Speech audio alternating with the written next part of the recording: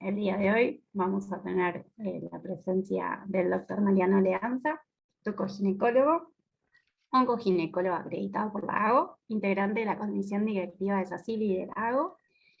Bueno, así que el doctor nos va a dar cáncer cervical, un poco de estadificación, así que doc, me silencio Bueno, y lo dejo que comience con su clase.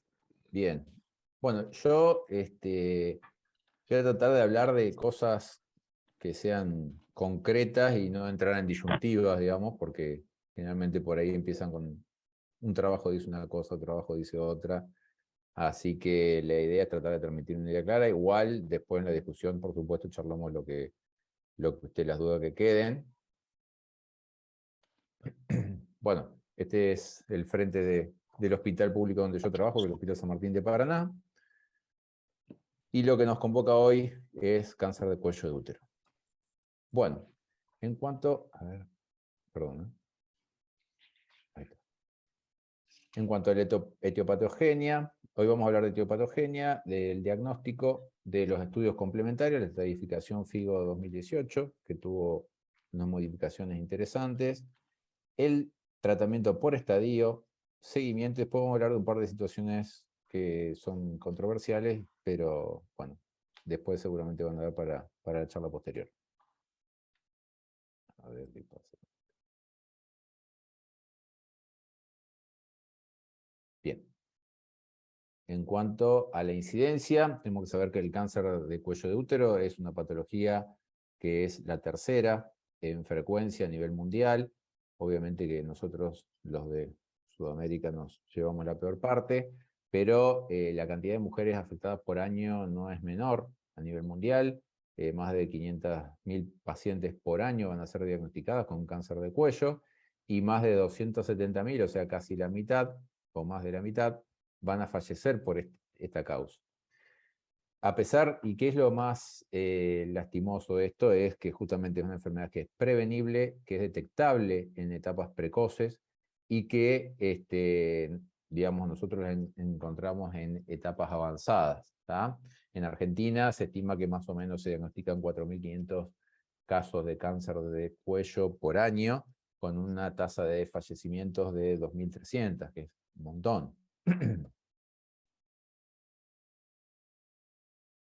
Bien, bueno, para hacerlo un poco más ilustrativo, el mapa mundial, donde nosotros tenemos aproximadamente entre 14 y 20 cada 100.000 habitantes en cuanto a la incidencia de cáncer de cuello.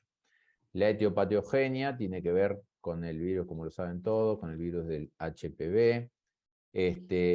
Hay 200 subtipos y aproximadamente 35 son los de alto riesgo.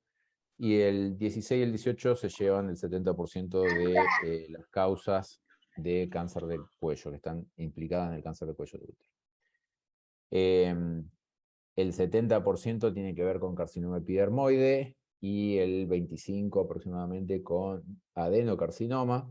Después están los otros subtipos especiales de mal pronóstico, pero todas tienen que ver con este tipo de virus. Bueno, como ya se sabe, el virus del HPV es de transmisión sexual, ingresa por la unión escamocolumnar y produce la infestación de las células del cuello, donde la infección persistente por el tipo de virus produce lesiones de bajo grado y posteriormente, ante la persistencia, no detección, puede provocar lesiones de alto grado que al romper la membrana basal va a dar lugar al cáncer de cuello útero, que dependiendo del tiempo que nos lleve diagnosticarlo, es el estadio en el que lo vamos a encontrar.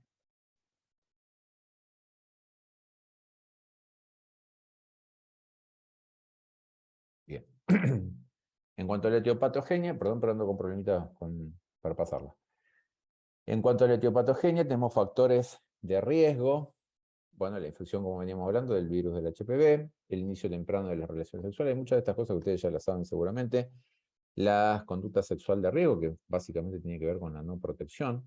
La inmunosupresión crónica, se ha visto, digamos, obviamente el cáncer de cuello se tiene como una enfermedad marcadora de SIDA, o sea que en las personas con inmunosupresión crónica son susceptibles a la acción de este virus. El tabaco está más que demostrado que multiplica las posibilidades de desarrollar lesiones de bajo grado y de cáncer de cuello. La multiparidad básicamente tiene que ver con personas que han sido afectadas por el virus y que las fisuras de la mucosa pueden favorecer la entrada del virus y provocar lesiones. Y dejé como último hilo de los anticonceptivos porque el riesgo-beneficio, bueno, obviamente que es algo que se ha hablado más que nada con los adeno, pero no es algo para poner, digamos, como énfasis en eso. Los factores protectores, el uso del preservativo, por supuesto, el abandono del hábito tabáquico y el cribado por el virus de HPV, del virus de HPV por el test, se ha visto que reducen un 50% la probabilidad de padecer cáncer de cuello. Y, por supuesto, esto que es la vacunación, que nos viene ayudando bastante y esperemos que nos ayude mucho más en el futuro. Este virus, y no los quiero aburrir con el virus, pero ya vamos a arrancar con lo que nos convocaron, es un virus que no solamente está implicado en el cáncer de cuello de útero, sino que también está relacionado en un 65-90% con los cánceres de vagina, en un 40% el de vulva, 90% con el cáncer de ano y un 30% con el orofaringio. El diagnóstico se hace a través de la prueba de Papá Nicolau como tamizaje, el test de HPV, que se puede hacer cada 2-3 años. La idea es tratar de seguir haciendo fuerza para que esto entre y tratar de solucionar un poco este tema de la pesquisa que nos cuesta tanto. Incluso, bueno, hay lugares en los que se promulga el autotoma, bueno, todas estrategias para tratar de llegar a la mayor cantidad de gente. La colposcopía, que bueno, habrá algunos que la hacen de rutina, otros que la hacen, la indicación es hacerla ante la posibilidad de alguna lesión por el virus de HPV. Yo la verdad que yo lo hago de rutina, ya que tomo el Papá Nicolau, tengo el colposcopio como fotóforo y realizo la prueba ahí nomás, pero eso es algo personal, no está científicamente avalado lo que yo hago, pero bueno, a mí me da más tranquilidad. La biopsia, por supuesto, y la conización cervical. Y la estadificación es algo que es muy interesante, que cada vez hace que tengamos que estar más atentos, que nos preparemos mejor, que tengamos un equipo con el que estemos acostumbrados a trabajar por el tema de las imágenes. Y lo otro, que es muy importante, es no abandonar la estadificación clínica, ¿tá?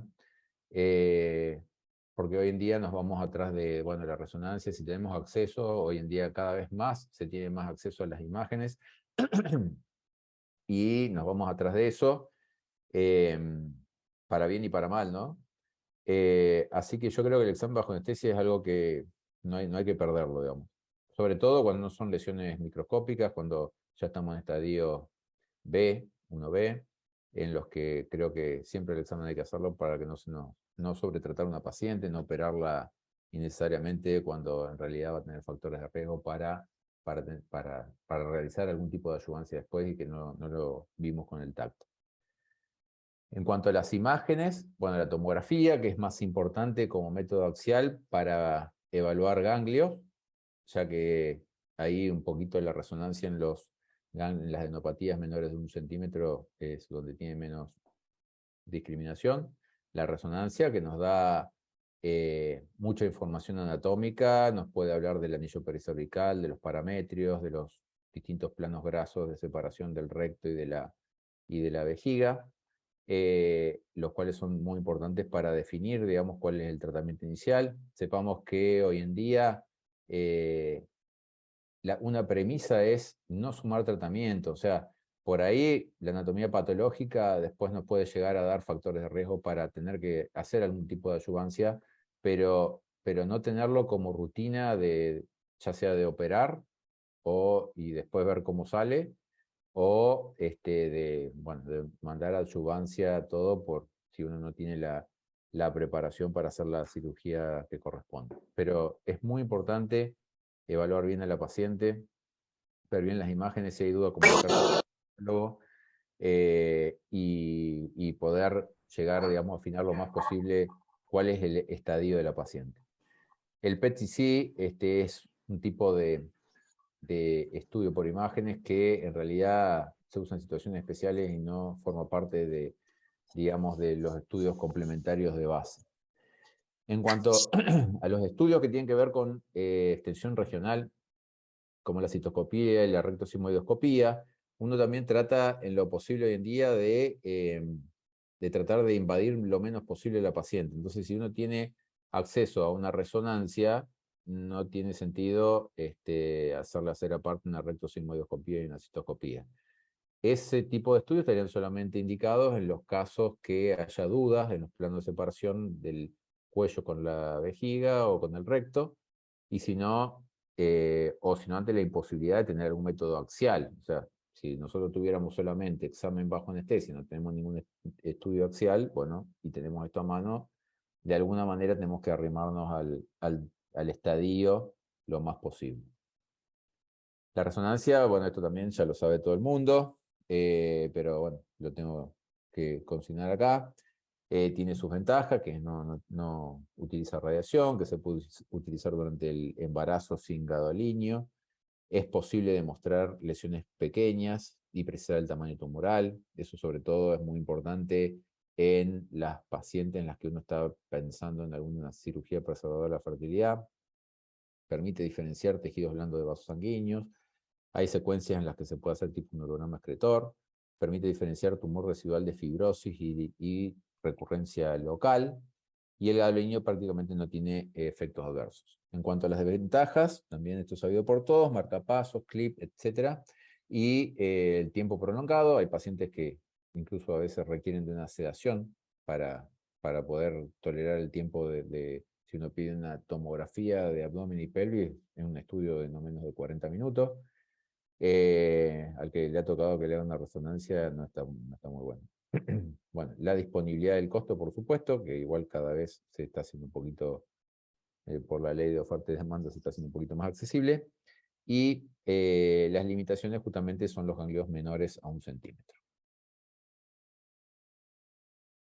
Bueno, y acá un poquito de lo que veníamos hablando. En cuanto a los estudios, voy a decir 2 palabras, digamos, pero tenemos nuestra amiga, la guía del NCCN, que nos ayudan en todo, en realidad. Y esto es un poquito lo que yo les decía de entrada, digamos. Por ahí si uno se pone, las guías del NCCN se sacan de trabajos que están confirmados, de estándares terapéuticos, de estándares en estudio, ya sea para evaluación inicial o para seguimiento. Entonces, es la guía, tiene una actualización muy importante, acá estamos hablando de enero 2022. Y bueno, un poco la recomendación es, si no, en pacientes que uno no va a buscar preservación de la fertilidad, uno puede hacer una tomografía, puede hacer una resonancia, y sobre todo recomendado en estadios 1B1 a 1B3, por la posibilidad en realidad es de que haya algún estadio mayor. Sabemos que después en los tumores 1B2, las posibilidades de metástasis ganglionar es mayor, entonces la idea de tener estos estudios por imágenes nos ayudaría, y el PET-CT no es un estudio que sea un estándar que no pueda faltar, digamos. En pacientes por ahí en las que se va a preservar la fertilidad, ahí sí uno necesita de una resonancia para valorar el tamaño tumoral, para ver realmente la extensión, la distancia al orificio cervical interno, a los fondos de saco. Entonces realmente es un estudio central para ver el tamaño, porque son todas cuestiones que tienen que ver con la indicación o contraindicación del estudio, de la práctica, digamos, ¿no? Y en los estadios 2 en adelante, ya con una resonancia o si uno piensa en enfermedad a distancia, puede hacer un PET-CT. Eso por ahí tiene que ver más que nada si hay alguna sintomatología relacionada. Y ahora sí, yendo a la estadificación, en el 2018 se cambiaron algunos aspectos muy importantes, nos modificaron en forma, digamos, en algunos casos considerable, incluso lo que tiene que ver con los tratamientos, digamos, con la cirugía. En los estadios 1 se dividen en 1A, cuando son microscópicos. Una de las cuestiones que se dejó de usar es la extensión en superficie, y solamente nos referimos al estadio 1A1 cuando hay una invasión menor a 3 milímetros, y en 1A2 cuando la invasión es entre 3 milímetros y 5 milímetros. Pasando los 5 milímetros ya se considera que es una enfermedad macroscópica, y se divide, acá es donde hubo una de las diferencias. Antes el estadio 1B se dividía en 1B1 hasta 4 centímetros y 1B2 después de los 4 centímetros. Se vio que en realidad el comportamiento de los tumores digamos, y lo que tenía que ver con la extensión de la enfermedad variaba mucho en lo que eran tumores de menos de 2 centímetros, entre 2 y 4 y más de 4. Hoy en día incluso es una contraindicación, si no quisiera relativa, pero en realidad es globalmente aceptada, operar a alguna paciente con tumores de más de 4 centímetros, y se divide el estadio 1B1 en tumores entre 5 milímetros y 2 centímetros, 1B2 en tumores de 2 a 4 centímetros y 1B3 en tumores mayores a 4 centímetros. Bueno, acá ya cuando tenemos enfermedad extrauterina, hablamos de un estadio 2A, cuando hay compromiso de la vagina, de los 2/3 proximales de la vagina, sin compromiso parametrial, y acá se divide también por una cuestión ahí con el tamaño, en un 2A1 cuando es menor a 4 centímetros y 2A2 cuando es mayor a 4 centímetros. El estadio 2B es cuando hay compromiso del parametrio sin llegar a la pared pelviana. Que eso por ahí es un poquito lo que tratamos de evaluar siempre cuando se hace el examen bajo anestesia. La evaluación de los parámetros es lo que más podemos definir con ese tipo de examen.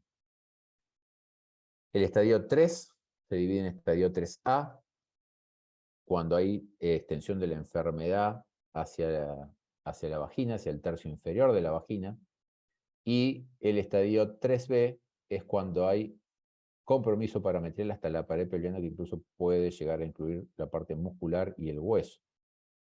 En el estadio 3B también puede llegar a verse compromiso de la vía urinaria, por supuesto, porque el uréter pasa por el parametrio y puede llegar a desarrollar hidronefrosis, lo que puede ser un signo de compromiso parametrial. El estadio 3C, y esto sí es nuevamente uno de los cambios que hubo en la estadificación, se divide en 3C1 cuando hay presencia de ganglios positivos pelvianos y 3C2 cuando hay paraórticos. Esto es muy importante, que el diagnóstico de los ganglios pelvianos o paraórticos puede ser imagenológico o puede ser anatomopatológico.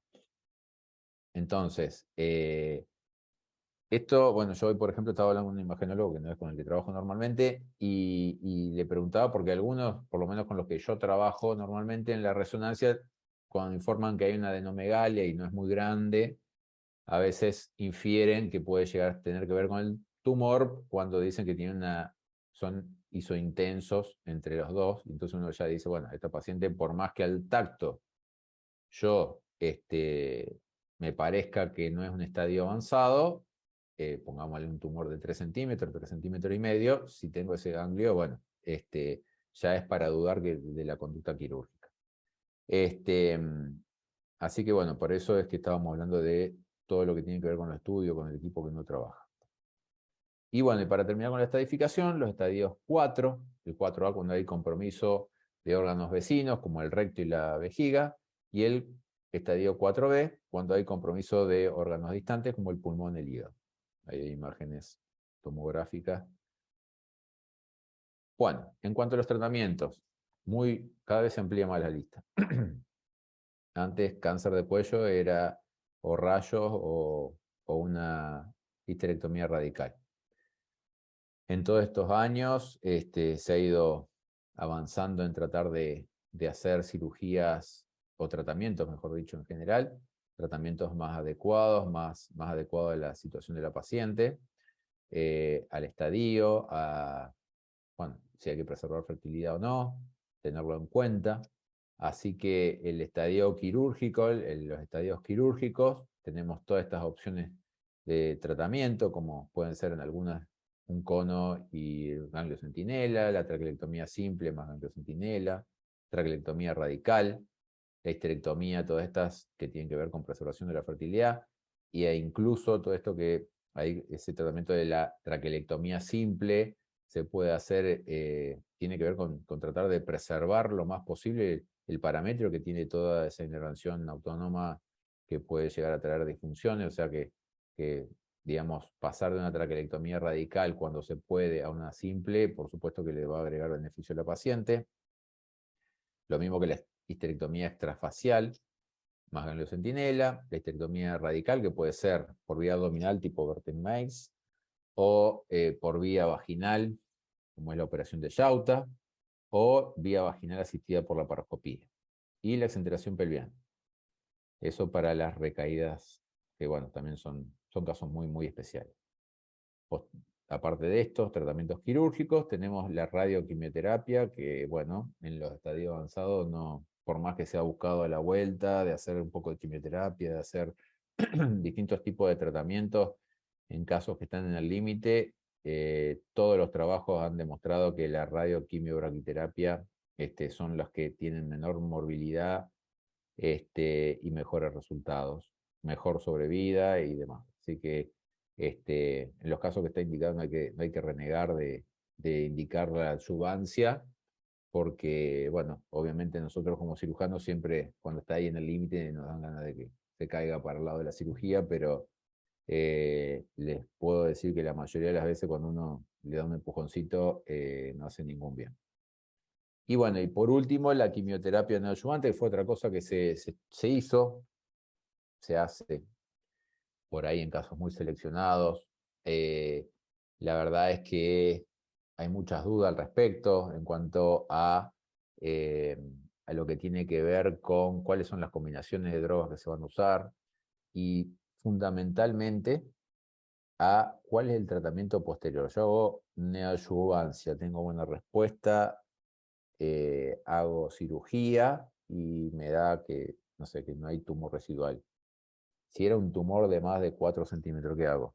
Entonces, realmente es una práctica que todavía se siguen haciendo trabajo, pero son muy aislados. Eh, yo lo he hecho, yo he hecho más o menos 10, 12, gracias a Dios no recayó ninguna, pero la verdad que cuando empezaron a decir cuál es la combinación de medicamentos, me pongo a ver y sí, uno de los oncólogos había usado un tipo de tratamiento, otro había usado otro, una de las pacientes casi se nos muere de una pancitopeña, así que bueno, la verdad que lo único que se ha visto en cuanto a la quimioterapia neoadyuvante es que las pacientes que responden es como en todo la neoadyuvancia, o sea, es un factor de buen pronóstico una paciente que responde a una neoadyuvancia, pero todavía nos queda la intriga de cuál es el tratamiento posterior.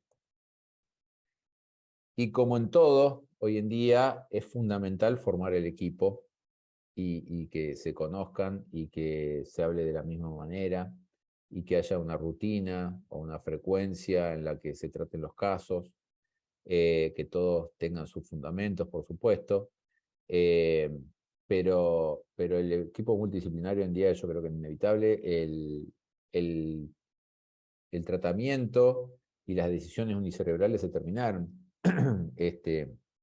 Uno puede estar muy convencido de lo que tiene que hacer con una paciente, pero si tiene un equipo de oncología multidisciplinario y lo presenta, la verdad que uno se queda más tranquilo y la verdad que más de la mitad de las veces a alguien se le ocurre una cosita más a tener en cuenta y eso siempre ayuda y da beneficio a la paciente.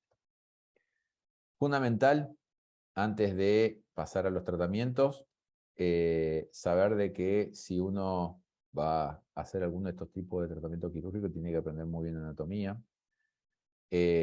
Justamente la cirugía radical y, digamos, es muy anatómica, es muy reglada y la verdad que conocer la anatomía es fundamental. ¿tá?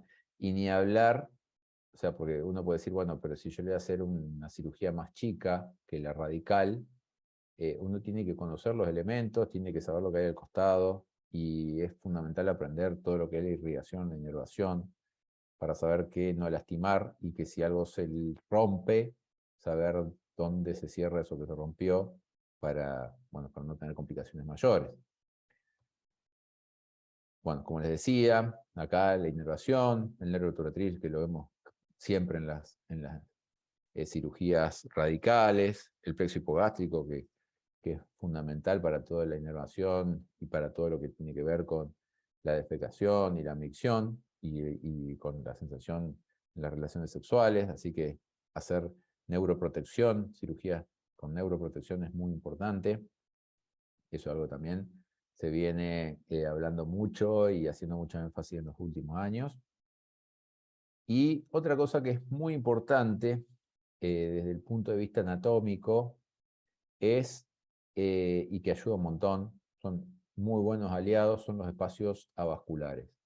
Para el que va a hacer cirugía radical, el tenerlos identificados, el espacio paravesical, pararectal, son lugares que dan unos momentos de tranquilidad, que ahí no va a pasar nada, que no se va a romper nada, que no va a haber vasos importantes, y nos van exponiendo mejor la anatomía y nos van mostrando por dónde caminan los elementos. Así que el conocerlos es muy importante. Acá se ve el uréter, con los espacios de Okabayashi y de Lascaux. Bueno, todos espacios, y el paravesical, todos espacios que nos dan el lugar y visibilidad digamos, para justamente preservar toda esta parte de los nervios y no dañar vasos, básicamente. Los tipos de abordaje: laparoscópico, lo pongo entre comillas porque desde que salió hay situaciones especiales en las que se puede hacer, o sea, en estas pacientes en las que uno va a hacer una cirugía preservadora de la fertilidad, es para las únicas, o sea, los estadios microscópicos, o los estadios 1 a 2, sin invasión linfovascular, en los que va a hacer una cirugía o un recono o una traqueotomía simple, y va a valorar la parte, digamos, linfática, o se decía es un estudio del ganglio centinela. Se puede hacer por vía laparoscópica, sería la única situación en la que hoy en día podemos usar la laparoscopía.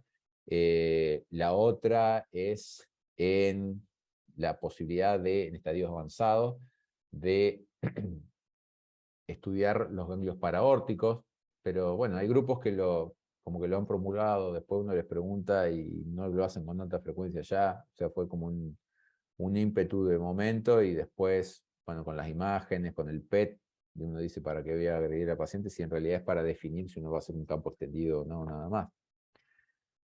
Y en cuanto al laparotómico, tenemos que saber que en las cirugías radicales tenemos que tener buen campo, buena visión.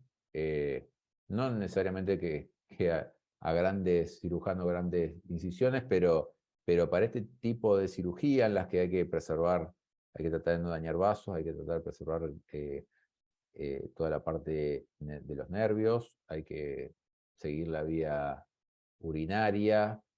Bueno, tenemos que tener no se puede operar por una ventanita, por una Phanestil.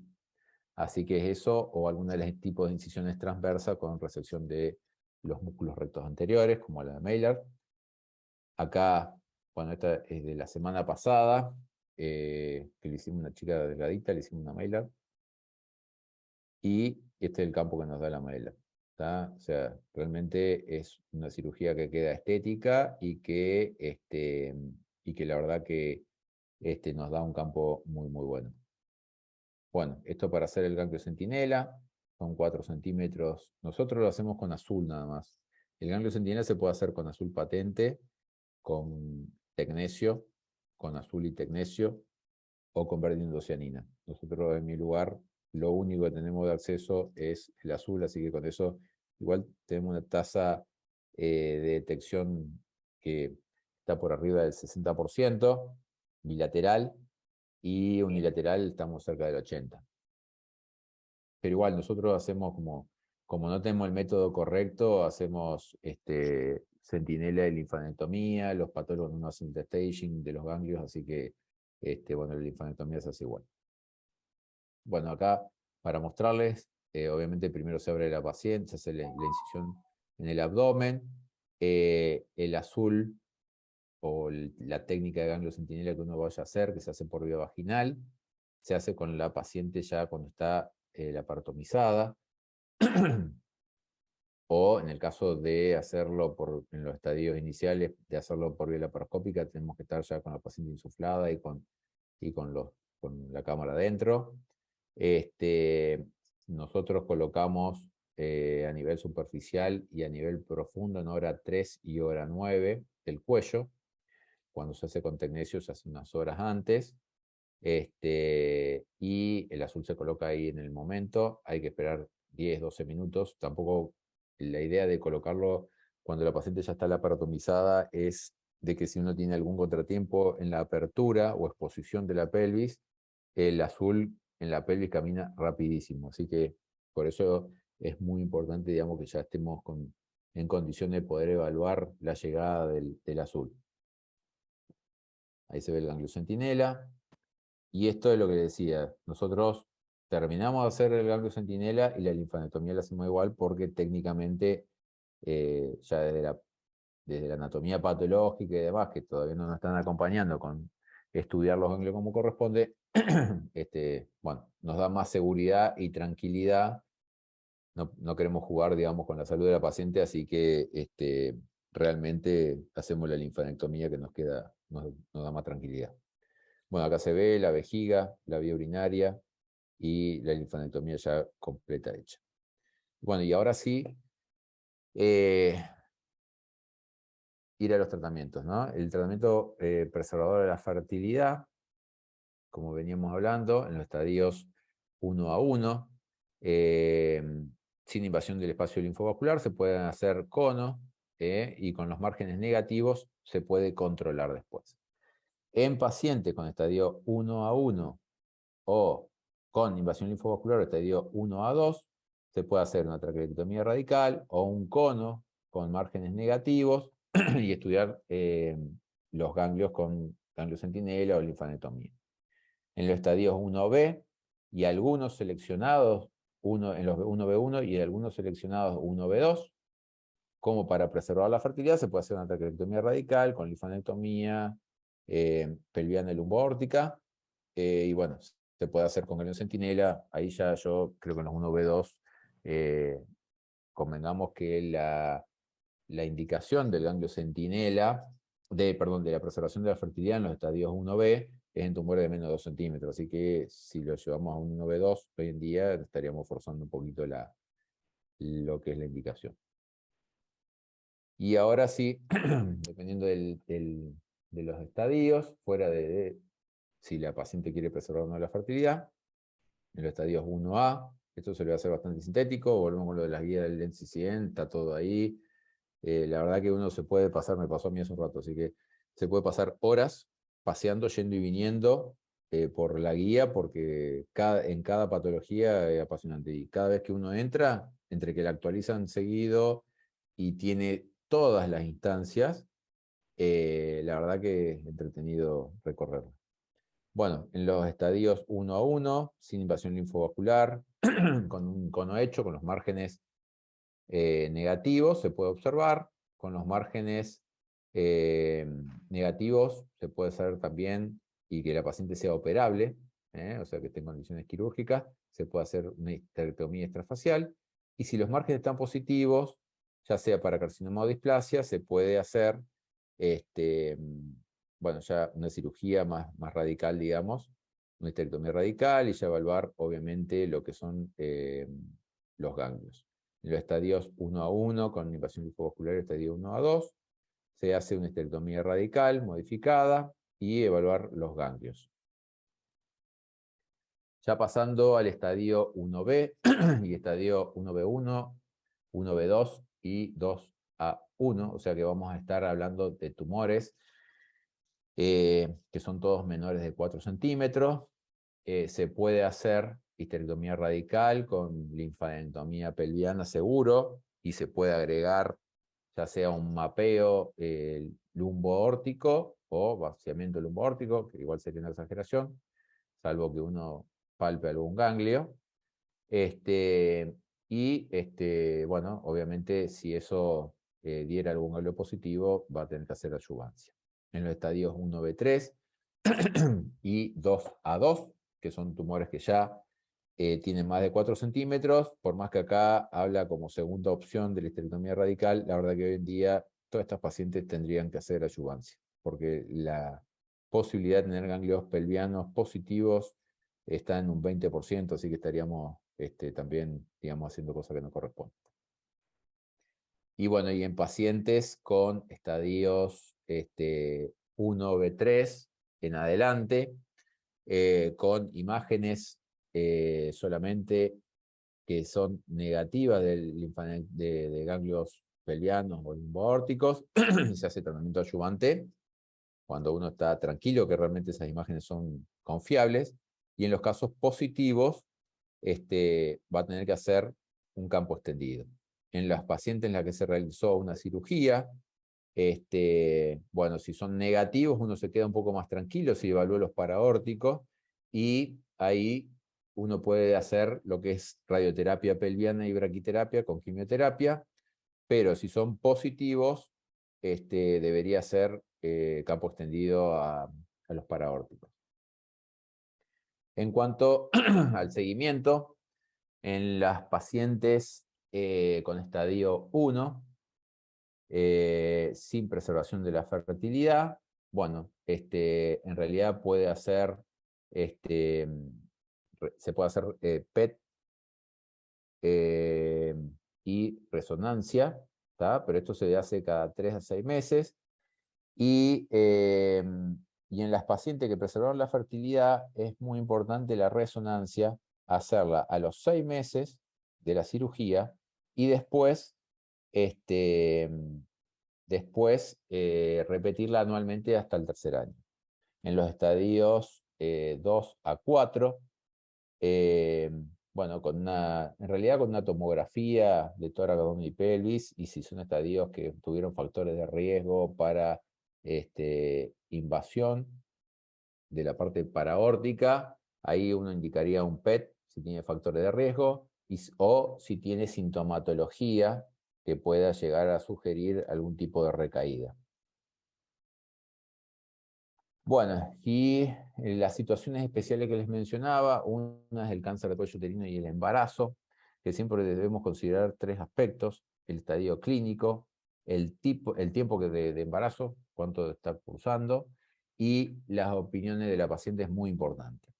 A veces cuando medio como que la idea va para un lado, justo la voluntad de la paciente va para el otro, y bueno, uno ahí tiene que ser un comunicador completo, no inducir, pero realmente sugerir cuando realmente la paciente uno ve que realmente va a correr mucho riesgo con la decisión que va a tomar, pero la que decide, la que tiene la última palabra es la paciente. Y el cáncer de cuello uterino empieza de histerectomía. El cáncer de cuello uterino y con el embarazo, bueno, en el primer trimestre debemos privilegiar el tratamiento de la neoplasia al embarazo, justamente porque faltaría mucho para llegar a una viabilidad fetal, así que en los estadios tempranos se hace una histerectomía radical con feto intraútero, y en los estadios avanzados el tratamiento según el estadio, que es radioquimioterapia con feto intraútero, lo cual a los radioterapeutas no les agrada mucho, así que bueno, otra opción es hacer una microcesárea y después hacer el tratamiento que corresponde. Lo que no hay que tratar de evitar es la vía vaginal, ahí ya les voy a explicar por qué. Bueno, y en el tercer trimestre es donde podemos privilegiar, digamos, el embarazo. Vuelvo a repetir, esto hay que informar muy bien a la paciente, y la paciente elige.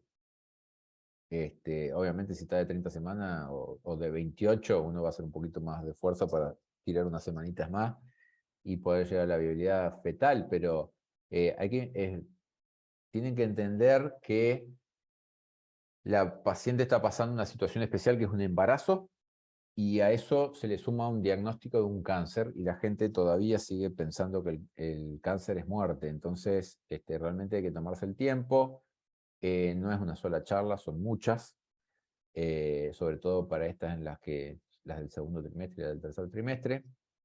Pero bueno, en los estadios tempranos se puede esperar la habilidad fetal entre las 32 y 34 semanas, hacer la maduración fetal y hacer cesárea con histerectomía radical.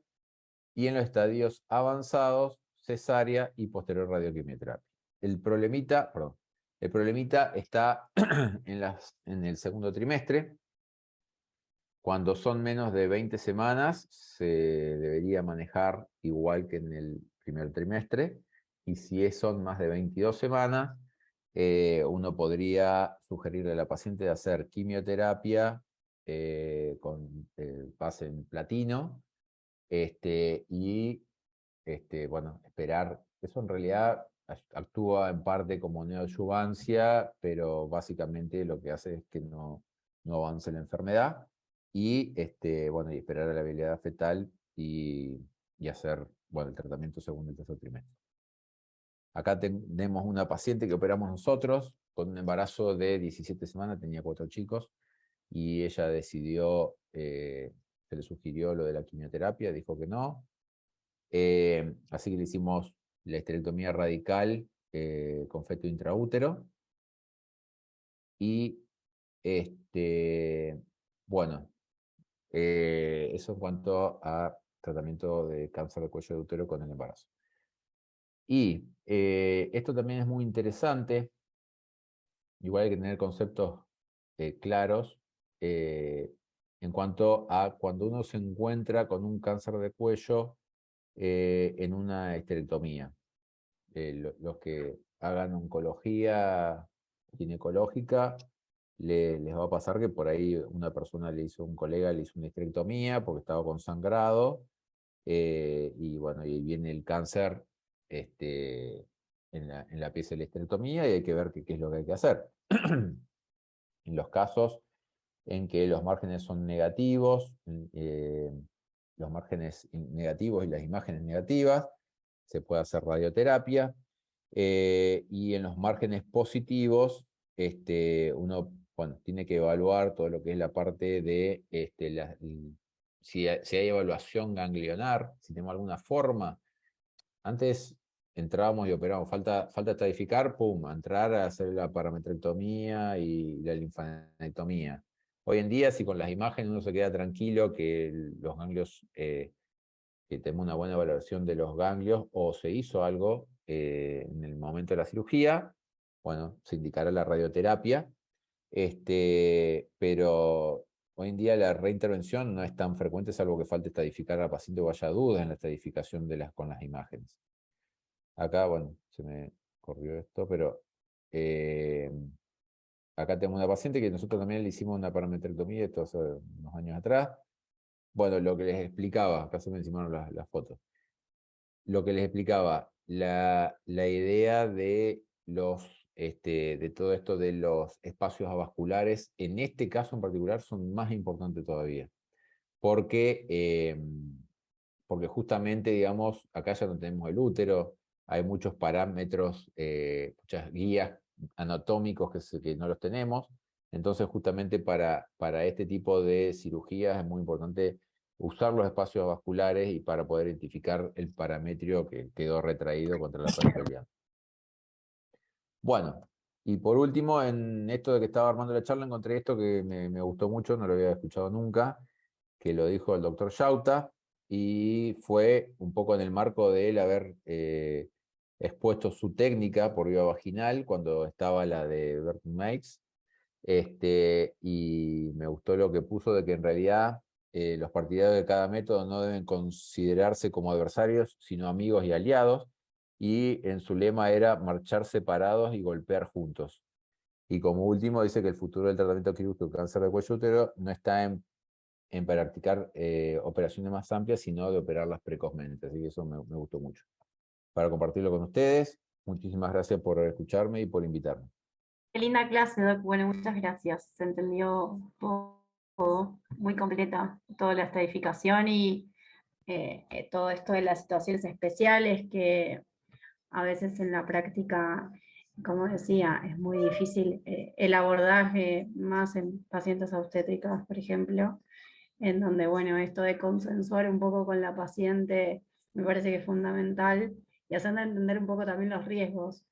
Desgraciadamente nos pasa muy seguido en la práctica a nivel público que las pacientes vienen ya con un embarazo avanzado y más allá de que no se les pidió Papá Nicolau ni en el primer trimestre, no se les pidió Papá Nicolau nunca. O sea, ese tema de los sistemas de salud y el poco contacto de la paciente con el sistema se ve un montón.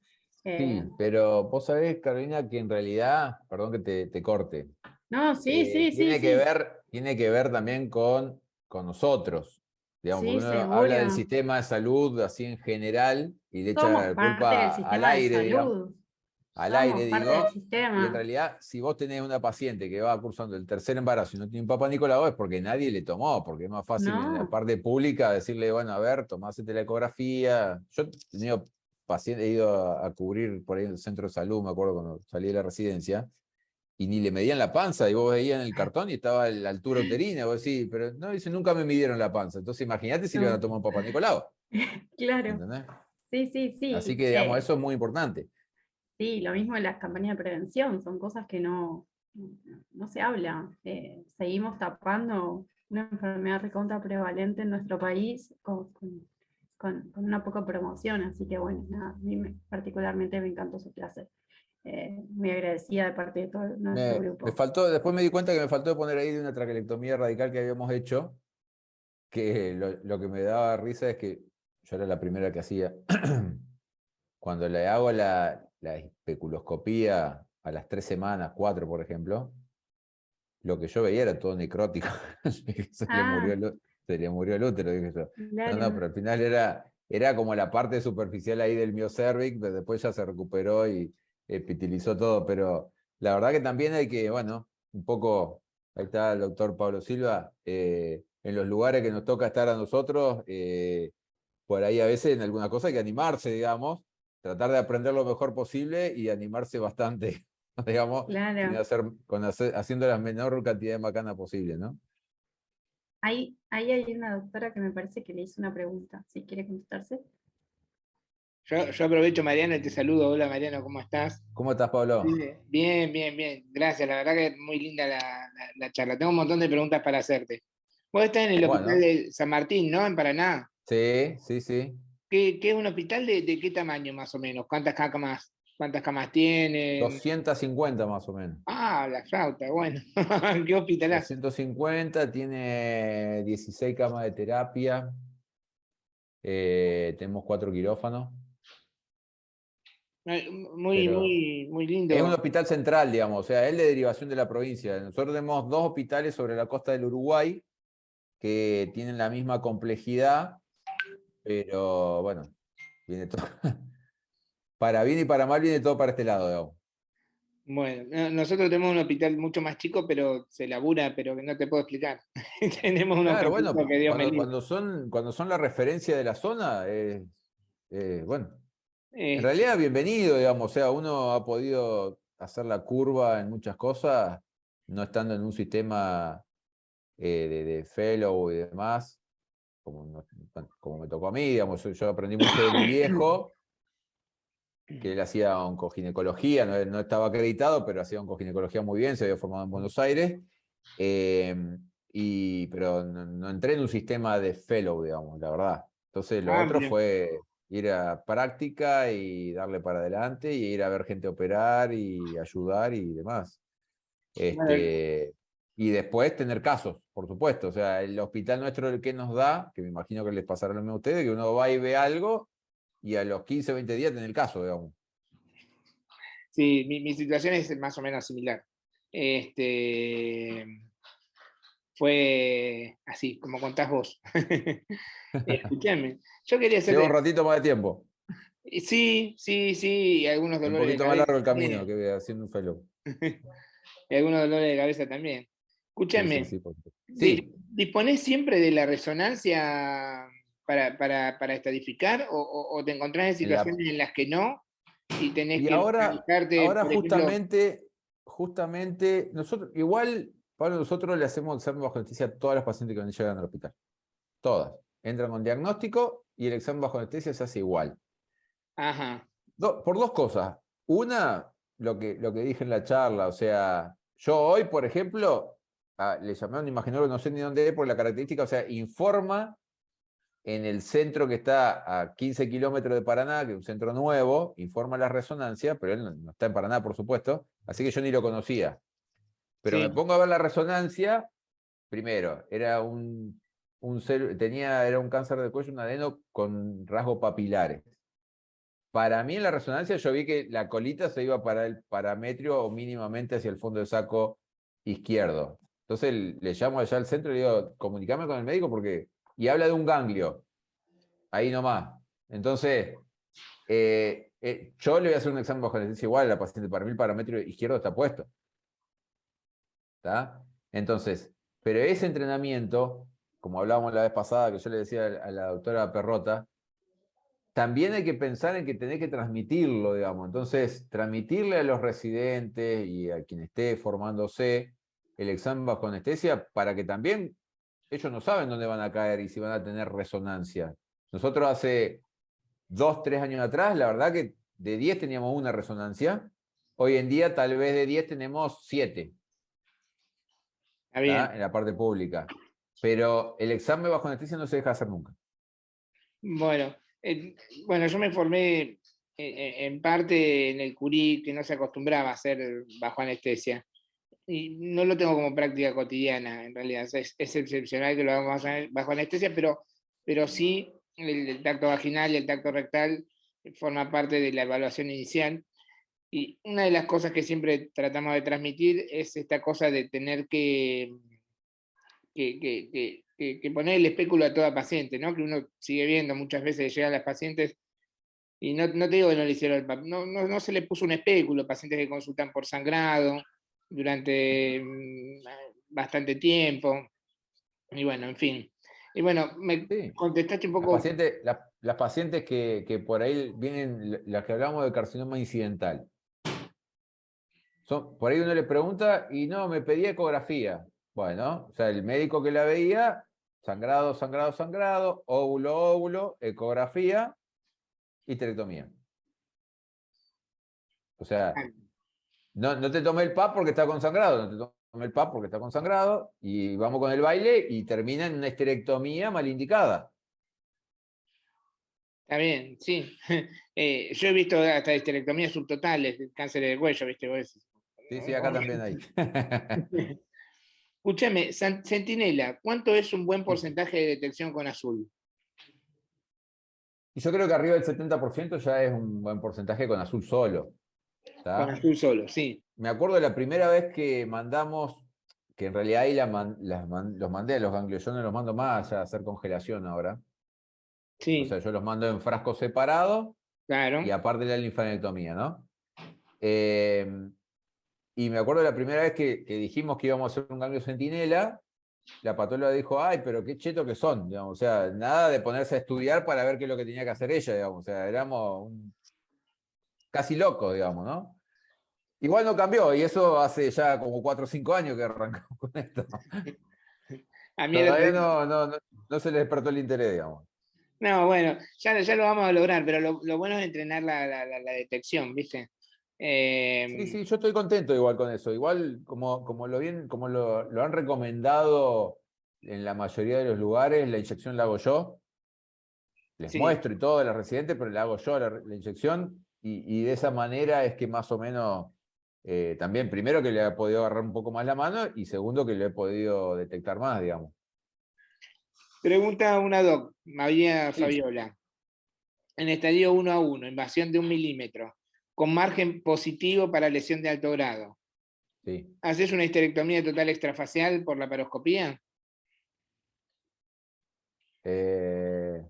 Y estaría muy. Eh, Yo creo que se la haría.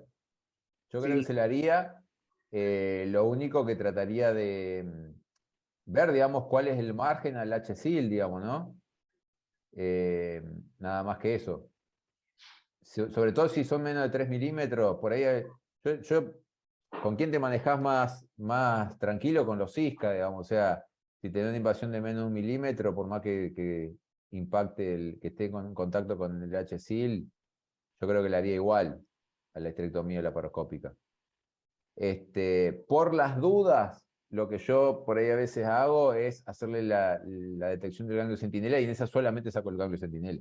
Por las dudas que después en la pieza me aparezca cualquier Sí, perro como, verde, como ¿no? harías con un endometrio de bajo riesgo, ponele. Exactamente. Le haría lo mismo que a un endometrio de bajo riesgo.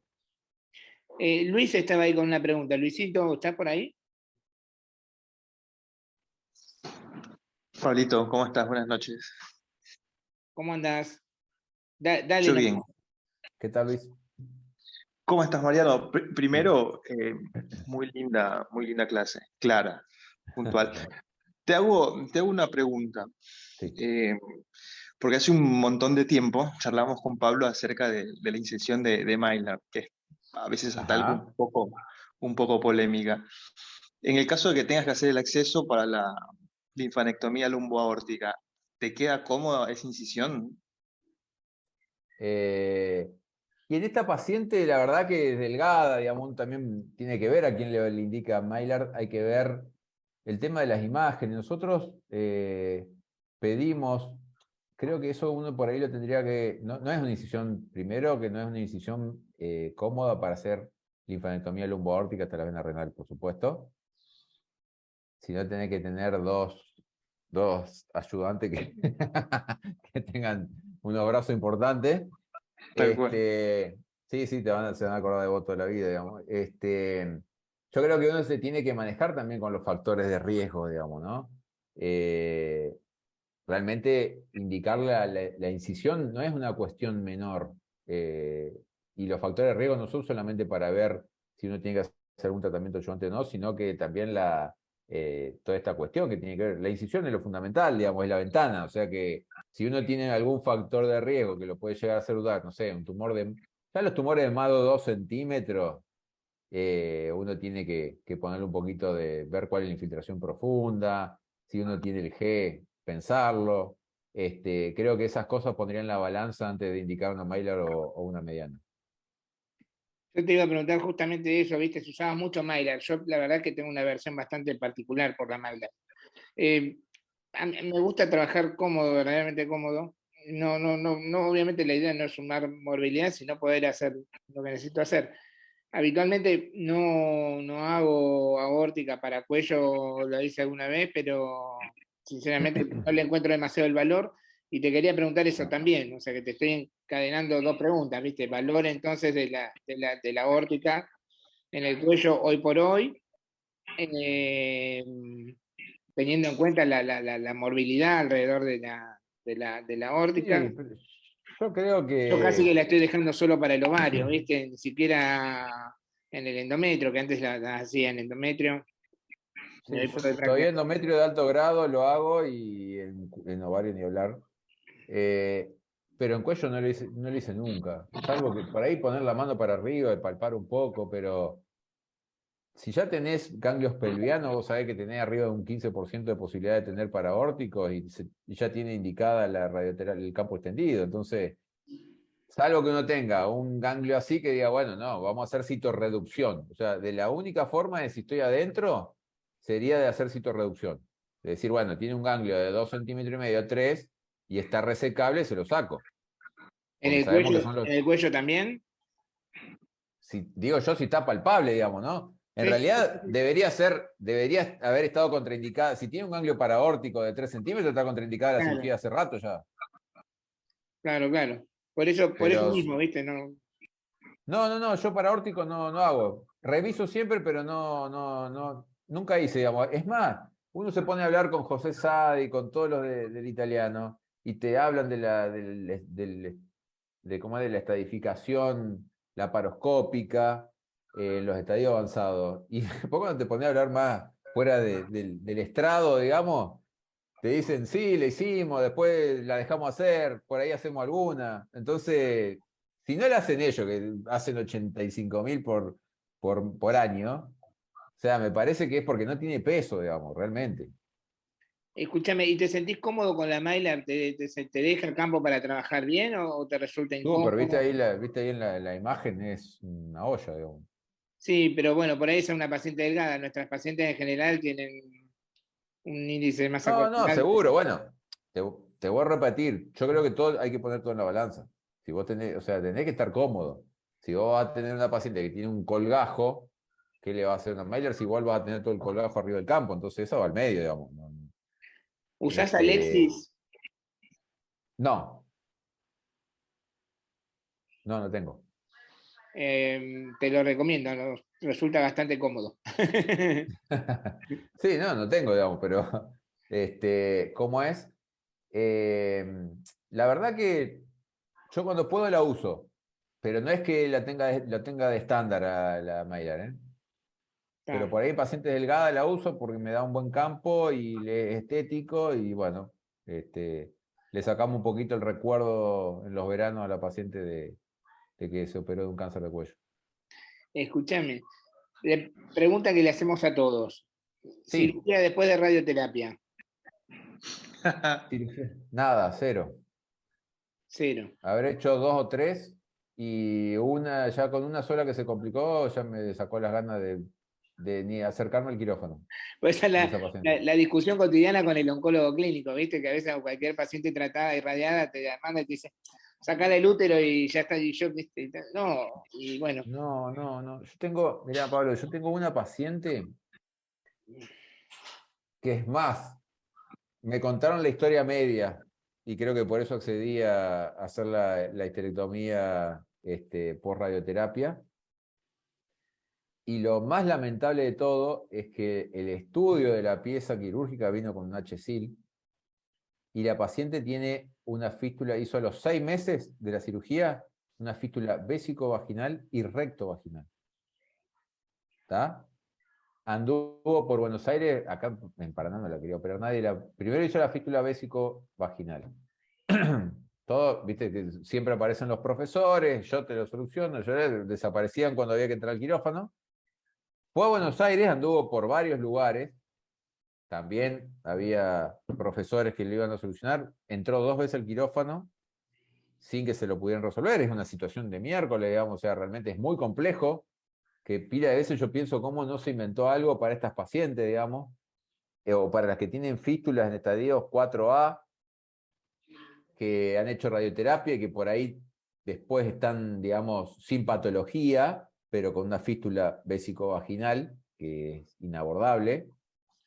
Y bueno, esta chica anduvo por todos lados, o sea, eso lo hicimos hace como 8 o 10 años atrás, que todavía era algo 8 años, por ejemplo, era algo que todavía se podía considerar, digamos, el tema de la cirugía después de la adyuvancia, y con esa ya me alcanzó para ni pensarlo. está bien. Yo Y experiencia en exenteración no tengo. eso te iba a preguntar, ¿exenteraciones? No, yo no hice nunca, digamos. Ahora hay una paciente que tengo posibilidad de hacer y creo que va a venir Jerónimo Costa a operarlo.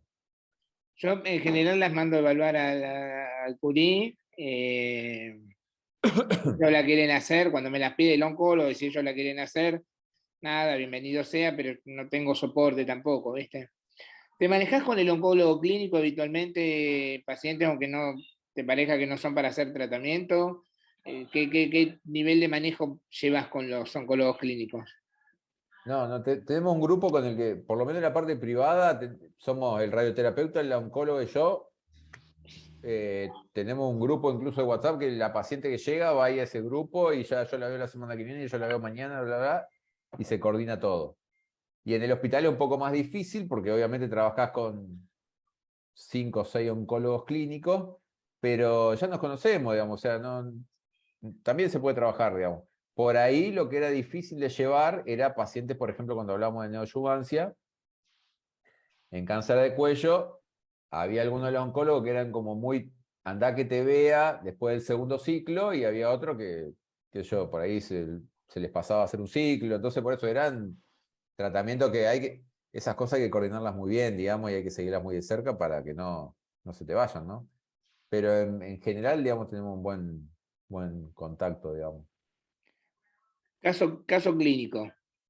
Sí. Paciente de 45 años, operada hace 7 años de una histerectomía y como hallazgo aparece un cáncer de cuello. Ujú. De volumen pequeño, se le hace una linfadenectomía por video posterior a esa cirugía con ganglios negativos. Se opta por control. A 7 años hace un tumor en la cúpula vaginal, lado izquierdo, con un tumor de más o menos 3 centímetros. ¿Qué vas? ¿Vas a la tumorectomía? ¿Vas a la radioterapia? No, esa paciente si está sin... Primero, bueno, habría que evaluar, digamos, con resonancia, a ver qué es lo que... Dos cosas primero. Una, evaluar a distancia, es así le pediría un PET y una resonancia pelviana para ver a ver de qué estamos hablando. Si realmente es algo que se puede resecar o si la agresión que uno va a ser peor y no le vas a evitar la radioterapia, porque igual esa paciente ya se tiene La que paciente llegar va a a la ir a radioterapia. radioterapia porque tiene invadida la vagina. Exacto, entonces, si yo voy a tener que hacer algún tipo de agresión sobre algún órgano vecino para poder resecar este tumor, creo que no, que la materia es radio y quimioterapia. Buenísimo. Pero evaluaría a distancia, digamos. Bueno, lo primero es descartar de que no tenga lumbo aórtico, digamos, ¿no? Claro. Carito, nada, yo ya te robé todas las preguntas, así que nada, te devuelvo la posta. Me metí, perdón, pero hacía mucho que no lo No, veía, no, Mariano. está bien, me encantan las preguntas. Nunca tuvimos la oportunidad de charlar tanto, yo me lo cruzo en todos los... No, es verdad, nos vemos siempre. Nos vemos siempre, pero no hablamos nunca. Bueno, Mariano, nada, hagamos honor al tiempo y te dejamos estas vacaciones. Te agradezco por la clase hermosa, la discusión lo mismo. Así que bueno, de parte de todo el grupo, súper agradecidos. Así que bueno, Yo, nada, mil gracias gracias. y la Bueno, verdad que un placer. gracias. La verdad que anduve a las corrientes en un momento cuando tenía mucha info a mano, así que casi que rescatando de donde podía. Pero bueno, la verdad que un placer. Yo la verdad que me lo cruzo, Pablo, con mucha frecuencia y ahora creo que ya que se volvió a la presencialidad nos vamos a cruzar más seguido. Así que realmente le agradezco y para mí realmente un honor la invitación y bueno, y ni hablar el ambiente cálido que se generó. Bueno, ya lo vamos a tener en cuenta, ya Gracias. lo vamos a comprometer para alguna charla acá también. Está muy bien. Voy a preguntar cuándo está de vacaciones, Pablo. Pablito, ya este teléfono. Con todo gusto, un Bueno, placer. Mariano. Sí, lo sé, lo sé. Muchísimas gracias. Bueno, gracias a todos. Buenas Hasta noches. luego. Buenas noches.